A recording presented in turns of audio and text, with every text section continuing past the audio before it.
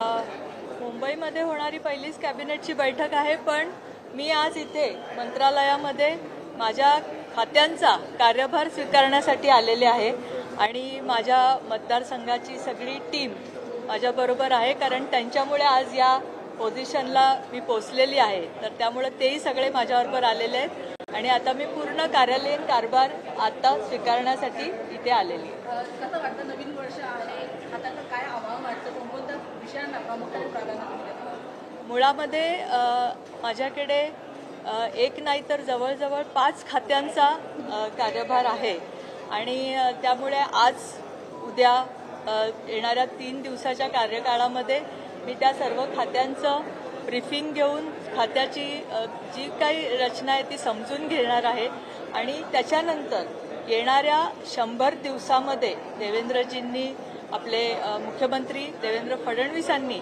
आम्हाला सांगितलं आहे की प्रत्येक डिपार्टमेंटनी 100 दिवसाचा प्रोग्राम करून 100 दिवसांनी त्याचा कार्यअहवाल द्यायचा आहे. त्याप्रमाणे आमचा 100 दिवसाचा कार्यक्रम करण्याचं चाललेलं आहे रचना.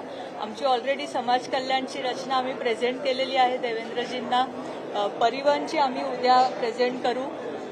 त्याप्रमाणे मेडिकल एज्युकेशनची पण आम्ही उद्या त्यांना देणार आहोत 100 दिवसाची आमचे काय जो आराखडा आहे तो.